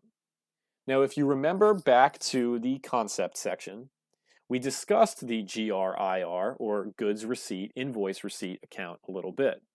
And we learned that this account is what we like to call a suspense account. And the reason why it's called a suspense account is because it holds the value of the purchase order between the time that you receive the goods into your warehouse that you've purchased and the time that you're actually invoiced for those goods by the vendor. So because we're at the point in the process where we've scanned those 100 DXTR Deluxe Touring bikes into our factory, but have not yet received the invoice for the bicycles, we have to hold the credit of this entry in our GRIR suspense account. Now, in the next step, after we receive that invoice, you'll see an entry that is going to debit the $140,000 out of our GRIR account and into another one. So now that we've taken a look at our accounting entry here, we've seen the values and the accounts and the account numbers, we can go ahead back to SAP Standard Menu by clicking the Exit icon, and we can close out of our List of Documents and Accounting window, and we can exit back once more. And finally, we can exit back out of our Display Purchase Order back to our Standard Menu. As a review of the steps we've completed thus far in the procurement process, we first started off with checking the inventory of our DXTR Deluxe Touring bike to ensure that we had enough to sell to customers. When we saw that there wasn't any balance in our inventory account, we created a purchase requisition to send off to the purchasing manager and notify them that more need to be procured. Upon reception of that purchase requisition, the purchasing manager reviewed the requisition and they approved it and created a purchase order for 100 of the DXTR Deluxe Touring bikes and sent it out to the Olympic Protective Gear vendor who would fulfill the order for us. Upon receiving those DXTR Deluxe Touring bikes at our Miami plant, we scanned them in to the trading goods storage location and created a goods receipt to signify that we received all 100 of the bicycles. Now, we've received the invoice in the mail from Olympic Protective Gear to pay for the DXTRs and must enter that invoice into the SAP system in order to keep our books in line and equal. In order to enter the invoice that we've just received from Olympic Protective Gear into the SAP system, we have to navigate to the Enter Incoming Invoice transaction. Luckily for us, T-code MIRO, which is the Enter Incoming Invoice transaction, is in our Favorites folder, so we can navigate over and double-click to enter into the Enter Incoming Invoice transaction. If you notice, the Enter Incoming Invoice screen looks very similar to a direct posting screen. It shows you your balance up top in the right. It asks you for things such as an invoice date and amount, and will ask you for the accounts that you want to enter debits or credits to. The first thing we need to do here is, as always, enter in our invoice date. So if we click the drop-down, we'll once again see our calendar pop up, and we can go ahead and click today's date. So in this case, it's Saturday, April 4th. We can go ahead and click there. And now what we want to do is we want to make sure that all the information that we are going to post in this invoice screen is related to the purchase order that we've sent out to Olympic Protective Gear. If you look down towards the bottom half of the screen, you'll see 3 tabs: TM reference, GL account, and PO reference. Because we're going off of the information that we input into our purchase order earlier, we want to make sure we're in the Purchase Order Reference tab. So we can go ahead and click in here. And now you'll see that this Purchase Order Scheduling Agreement order type will appear. In the field to the right, very similarly to how we did before, we'll have to input our purchase order number. So if you have it written down from the previous step, you can go ahead and type it in. If you don't have it, you can click in the field and your magnifying glass icon will appear. You can go ahead and click into that and search. And now there's a couple different criteria to go with here, but the only one that we need to fill in is in the supplier field. Now, because the supplier or the vendor of this purchase order was Olympic Protective Gear, all we have to do is enter in the identifier for our Olympic Protective Gear, which is 101, and then your 3-digit identifier number. And the SAP system will show that as it brings up its auto population menu, but we can click out. And now if you go down to the bottom right-hand corner of the screen and click Execute, it will show us all of the purchase orders from our Olympic Protective Gear. And thankfully, we only have one, and it shows us here that it's your purchase document number from before. It shows you the date that the purchase order was entered and the amount of the purchase order. So if we see this little checkbox icon, we want to click in that to select it. And then if you navigate to the top menu bar, we can find the copy icon. Now, if we have this checkbox selected and we click this copy icon, it will populate our purchase order number in the box.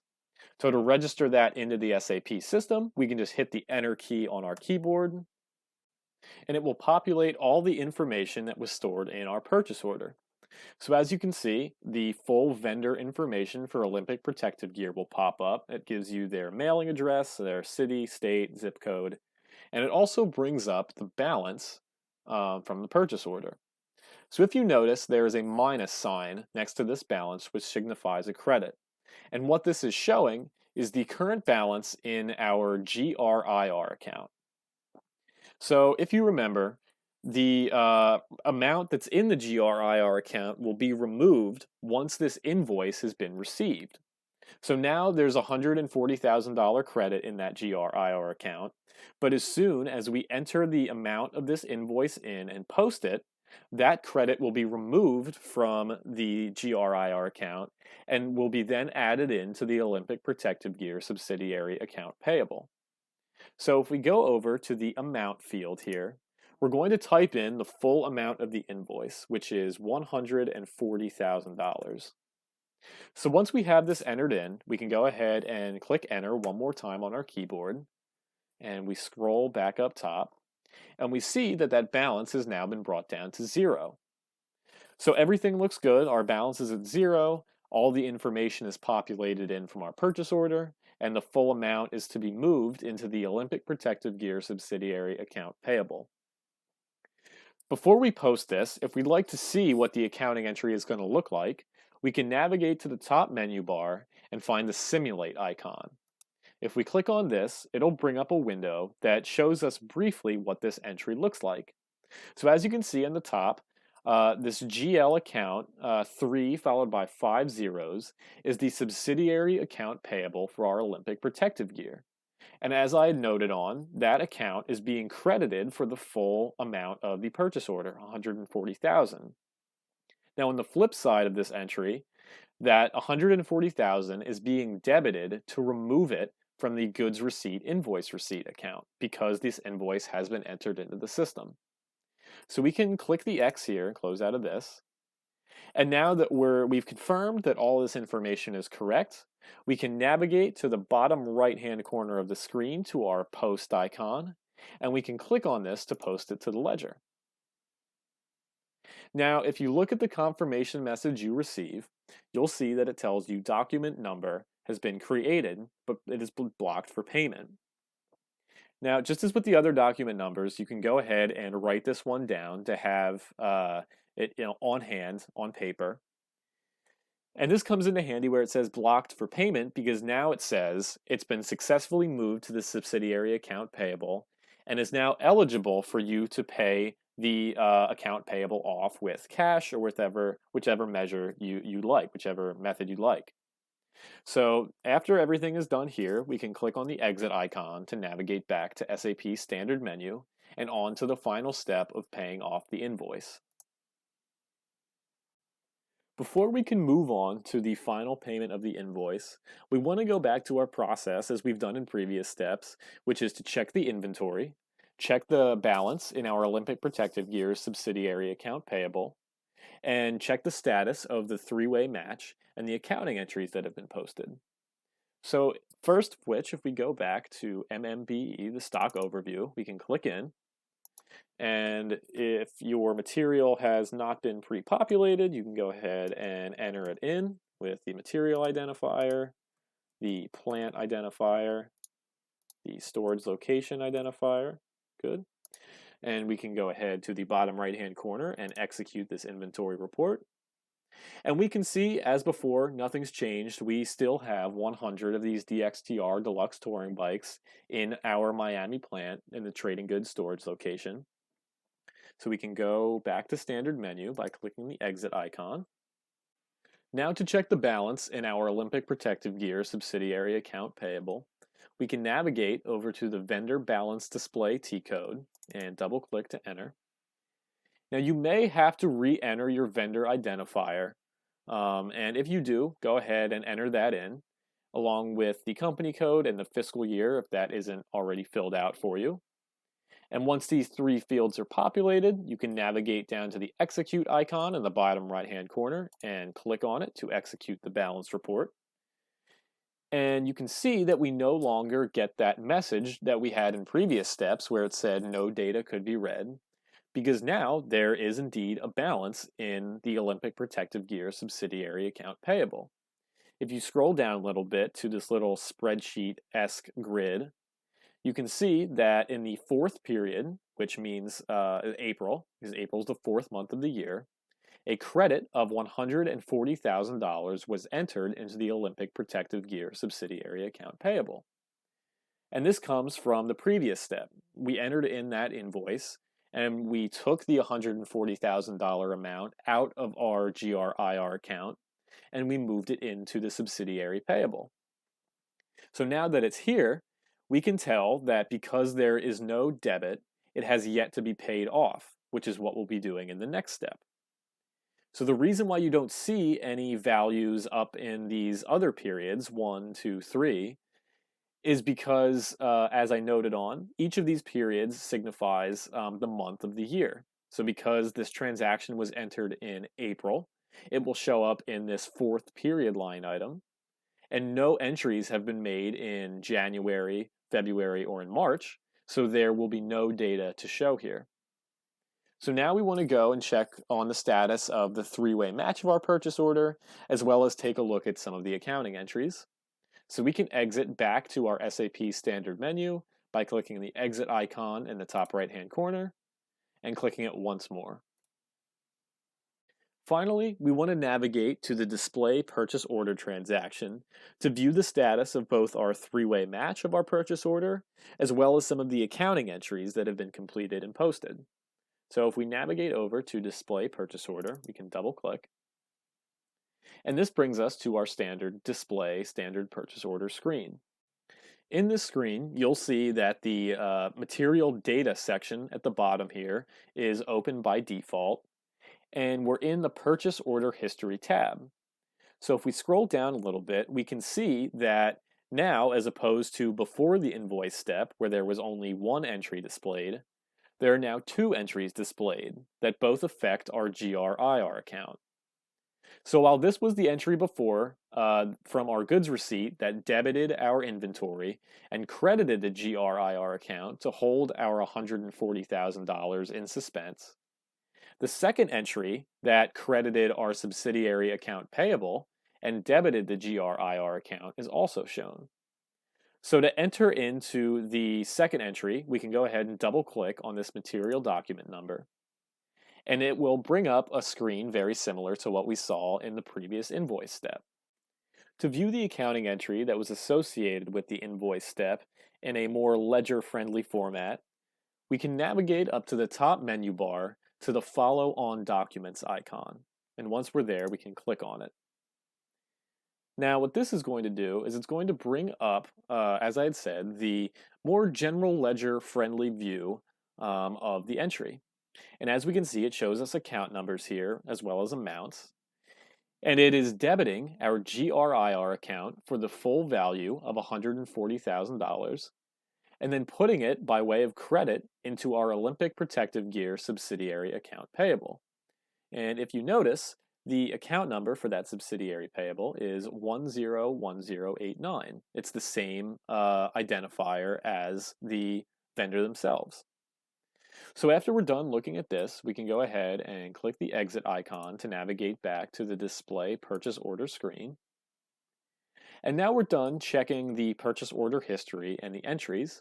So we can actually minimize this tab here. We can collapse it.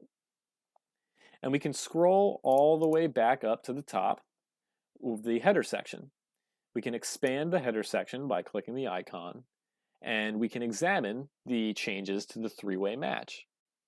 The biggest change from before in the last step to the three-way match is you'll now see that the quantity of 100 and net value of 140,000 has been added to the invoiced row.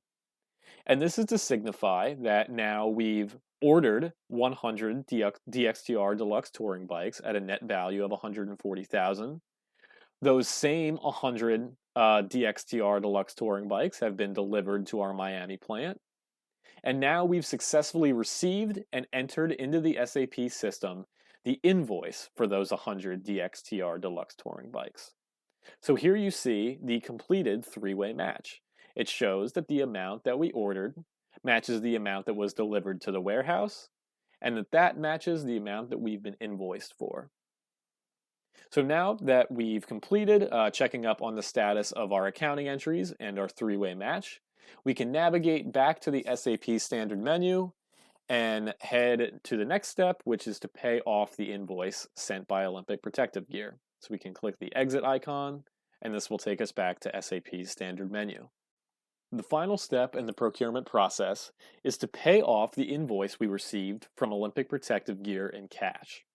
So we can navigate over to our last T-code in our favorites to post the outgoing payment. We can double click.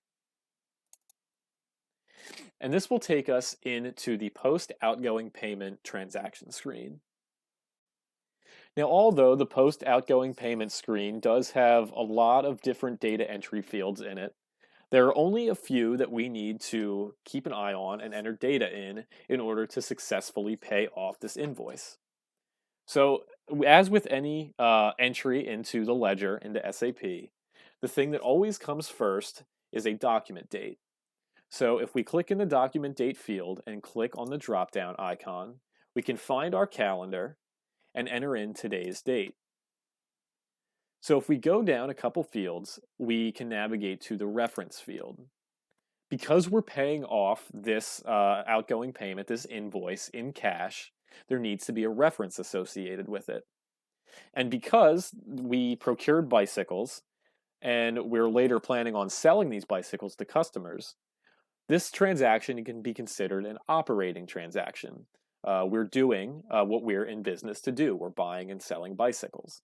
So we can go ahead and type in operating into the reference field. So in terms of the header up here, we have everything we need. Now we just need to go down to the bank data section. And in the bank data section is where we input the account that we're paying this invoice out of. So in our case, because we're paying it out of our cash account, we're going to insert our cash account here. So if we click into the account field and we click this icon, it'll allow us to bring up our favorites list, which has our cash account at the very top. And as you can see, it's 1 followed by 2 zeros and then your 3-digit identifier. So you can go ahead and double click on your cash account and it will populate it here. If you don't have a favorites list that appears when you click this icon, all you have to do is type in your cash account, which, as I had mentioned, always follows the syntax of 1, 2 zeros, and then your 3-digit identifier. So for example, if you were 3-digit identifier 75075, you would type in 100075, and that's your cash account. So next, if we go down to the field underneath, we need to type in how much of the invoice we're paying off. Now, full payments or partial payments are both allowed in this instance, but we want to pay off the full invoice today in cash. So in this amount column, we can enter in the $140,000, which is the net value of the invoice. And then we can scroll down to the bottom section, which is the open item selection. Now, the only piece of information that we need to plug in here is the account. And the account is the subsidiary account payable for our vendor. Now, if you remember from the last step, we were able to see the account number, and it was the exact same as the identifier for Olympic Protective Gear itself. So in this account, we can go ahead and type in our 101 and then our 3-digit identifier for our vendor. And then we can go ahead, once all information is plugged in, and hit the Enter key on our keyboard. Now what this will do is take us to a summary screen, which allows us to just get a quick review of the entry we're about to post. This is where you would post any cash discounts under the cash discount column. But we, according to our payment terms, we don't have any discounts. We're paying the full amount.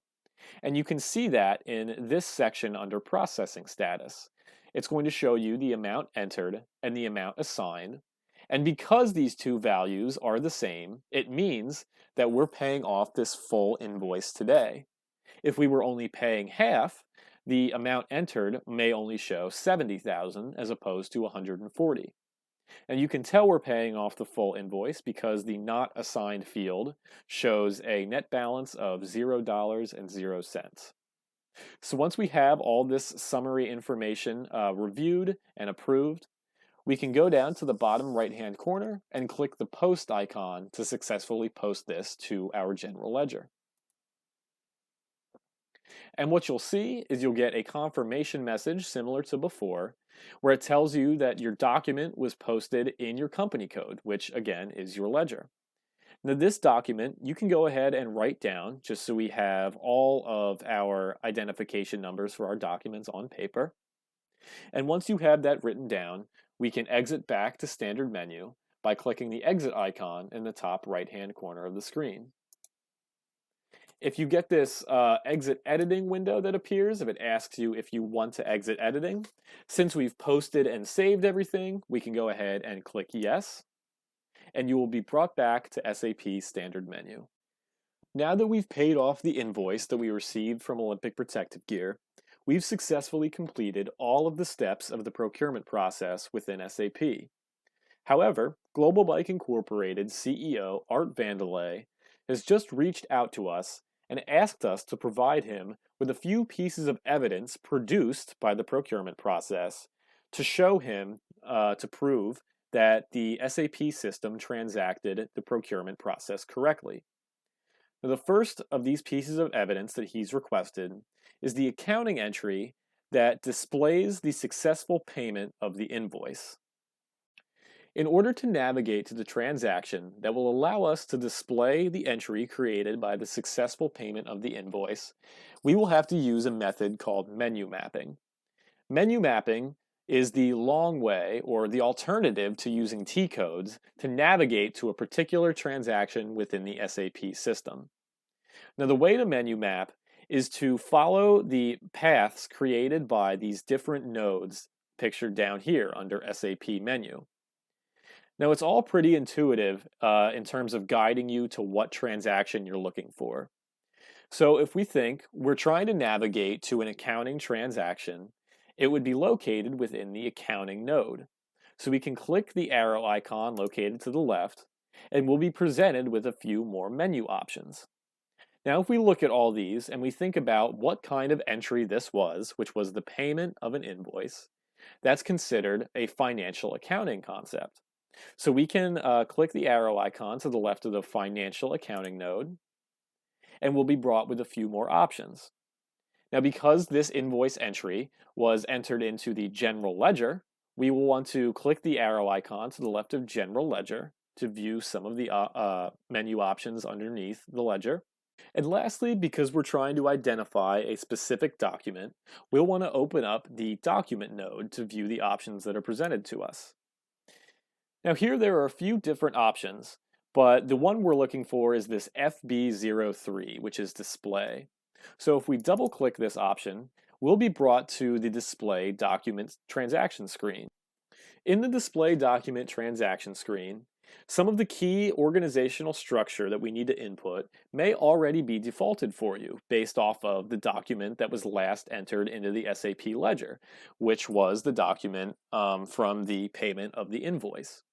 Now, if the document number is not entered here, you'll have to type it in from the number that you wrote down on your paper. So once we have our document number, our company code, which represents our ledger, and our current fiscal year in, we can go ahead down to the bottom right-hand corner and click the continue icon to generate the entry. Once generated, the entry will show us the successful payment of the invoice by showing that there was a debit of $140,000, the full amount of the invoice, to our Olympic Protective Gear's subsidiary account payable, and a credit was made to the cash account for the same amount because we paid off the full invoice in cash. So in order to send this to Art, this is one of the pieces of evidence that he wants to see, we'll have to navigate to this middle menu bar located right here. In order to send this entry, we have to get a different list output, it's called, which is basically just a different format that is able to be sent over email. So if we find this views icon, it looks like a piece of paper with a magnifying glass. We can go ahead and click on the arrow next to it. And the first option is what we want, is list output. So we can go ahead and double click on here. And this gives us a simplified view of the entry that we had just been looking at. And now we want to send this off to Art so that he can look at it too. So if you navigate to the top menu bar, you'll see a little envelope icon that says Mail Recipient. So we can go ahead and click on this, and it will bring up our basic SAP emailer with the entry attached to it. To make sure that our entry is an attachment on this email, we can scroll over to the Attachments tab up top and click on it. And it will show right here that our entry is an attachment. To view it, we can simply double click on it, and it will bring us up a copy of what Art will see when he opens the email. So if we go up top to the left to click this back icon, it'll take us back to our emailer, and we can go back into the document content section of our email. Once back in the document contents tab, there are a few things we need to enter in before we can send this off to Art. The first of which is we need to make sure that the recipient is indeed filled out as GBI CEO Art Vandelay. So if we scroll down to the bottom in the recipient section, we can click in this first line item here, and all we have to do is type in Art's first name, A-R-T, and hit the Enter key, and his name will auto-populate under the recipient. So now that we have his name as our recipient, it'll be sent to his mailbox. We need to change this title into something a little bit more appealing. If Art sees this in his inbox, he may send it off to spam because it isn't very descriptive as to the attachments that are in it. So if we click in this field and we go ahead and delete the title, you can go ahead and create your own title here. Maybe it has something to do with, invoice payment entry or Olympic protective gear payment, something like that. Be a little bit creative with it. For my email, I'll type in the title of Payment to Olympic Protective Gear.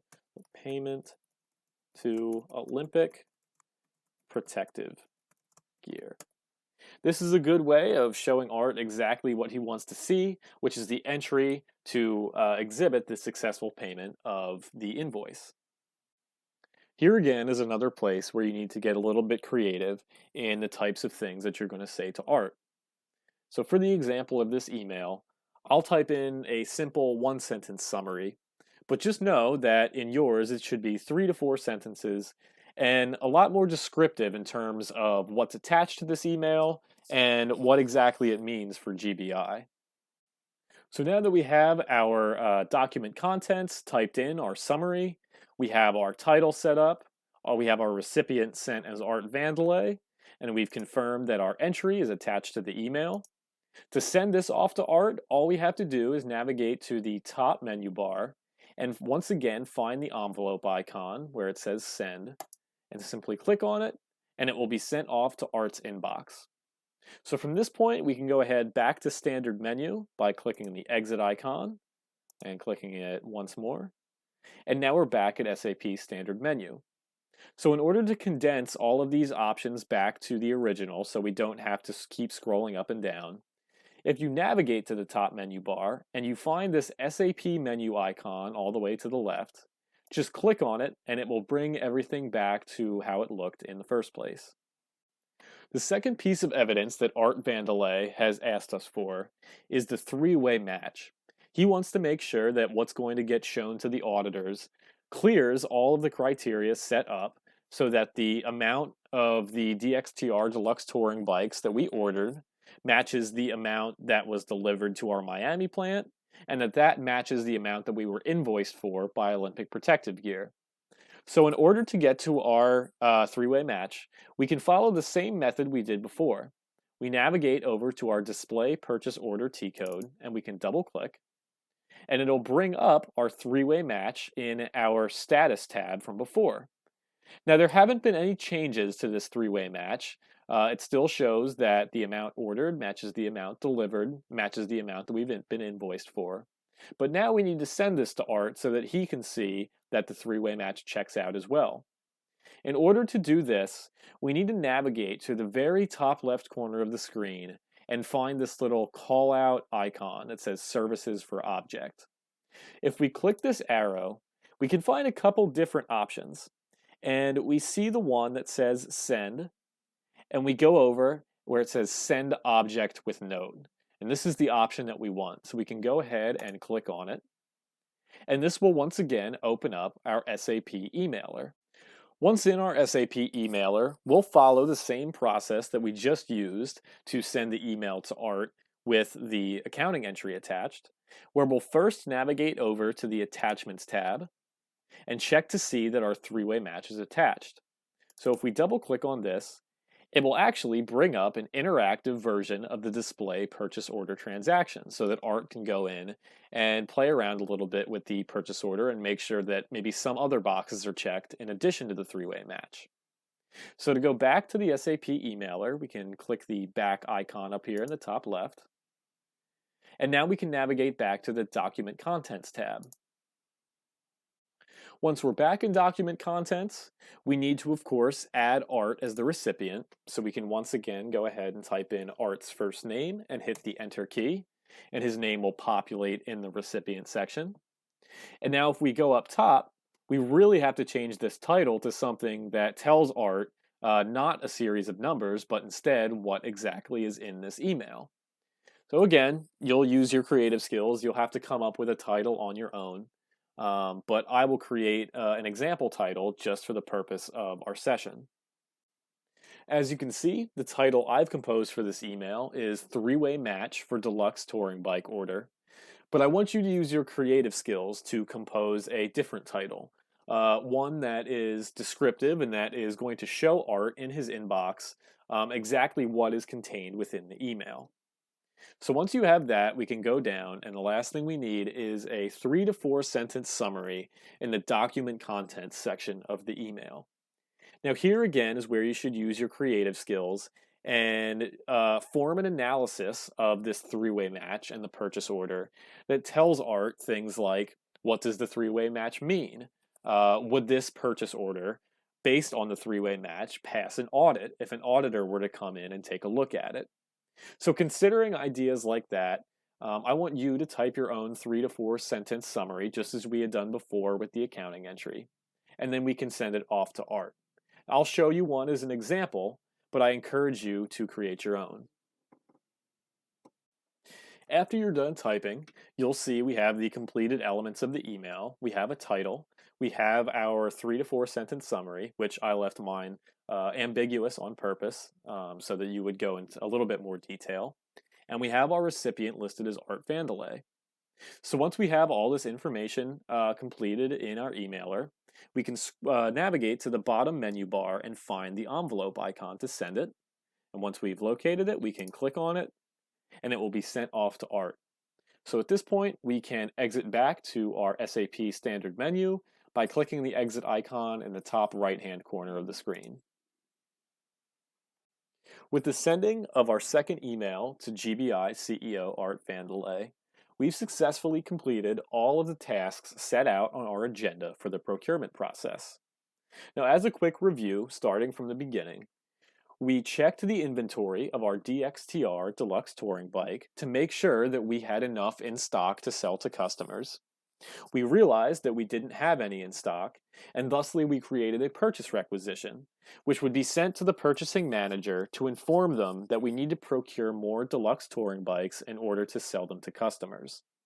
Once that purchase requisition showed up on the desk of the purchasing manager, they reviewed it, approved it, and then created a purchase order to send out to Olympic Protective Gear to notify them that we would like to purchase 100 DXTR Deluxe Touring Bikes. Now, once that purchase order was completed, it was sent out to Olympic Protective Gear, and within a few days' time, we received the entire shipment of DXTR Deluxe Touring Bikes that were ordered at our Miami warehouse. Once we received them on our shipping dock, we scanned those 100 DXTR Deluxe Touring Bikes into inventory in our trading goods storage location of our Miami plant, and then we waited to receive the invoice to pay from Olympic Protective Gear.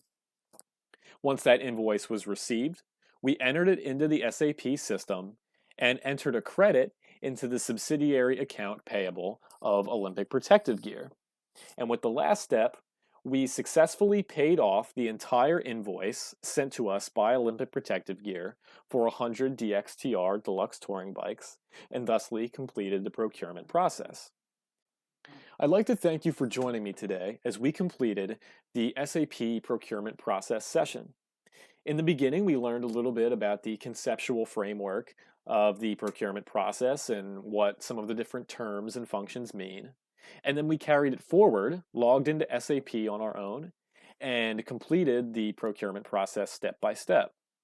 I hope that you took a bit out of this session and learned how ERP systems like SAP are digitalizing every function of business. Until next time, I'm Adam Dabrowski, and this is the STARChronicle Series, Explorations in SAP S/4HANA for the Digital Learner. Thank you.